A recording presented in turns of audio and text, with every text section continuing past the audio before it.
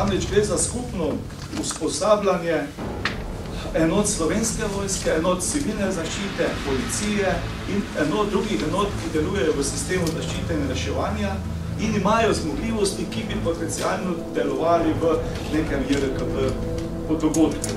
Med samim delom teh uslužbencev se raztrga kuverta, iz katere se suje bel prah zaradi prerivanja, ker vsi hočejo v najkrajšem možnem času spustiti prostor, se prevrnejo omare, policijske police, kar pomeni, da imamo tudi poškodovane oziroma ljudi, ki niso uspeli zapustiti prostore in ostajajo v prostoru.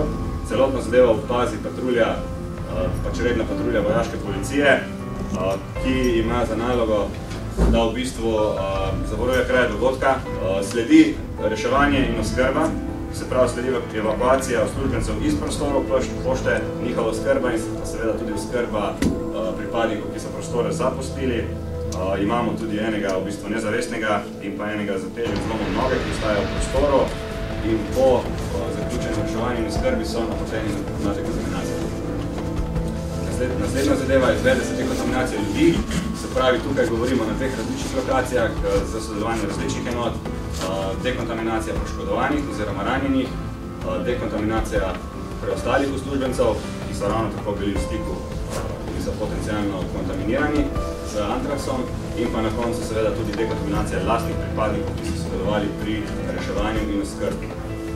Med samim dogajanjem oziroma med zavarovanjem območja incidenta vojaška policija naknadno opazi še sumljiv kovček s sumom na neeksplodirano bojno sredstvo in sledi s strani voda za odstranjevanje NUS, sledi se pravi odstranitev nevarnosti, s čimer se omogoči nadaljevanje postopkov in nadaljna sanacija.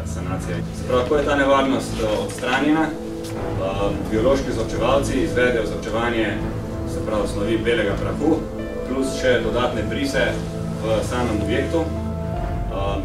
Po končanih nalogih se izvede dekontaminacija vzorčevalcev in njihove opreme, vzorec pa se dostavi v mobilni biološki laboratorij.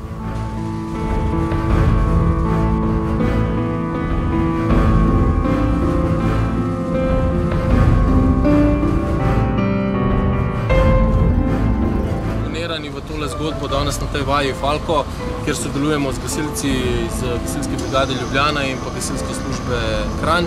Oni so dali svojo opremo, mi smo pa predodani samo kot kader, kjer vršimo dekontaminacijo ljudi, ki so bili v stiku z bioagencem. Rdeči so najbolj poškodovani, hudo poškodovani, potem je rumeni poškodovani samo, zeleni nepoškodovani in črni mrtvi. In se glede na stopnjo tukaj je potem zdravstveni tehnik oziroma eden od reševalcev, ki pove in ta ekipa gasilcev, ki je na tej strani ali pa kakšne druge službe, potem dokončno odnese človeka na mesto zdravstvene oskrbe, kjer se potem transportira naprej v ustanovo.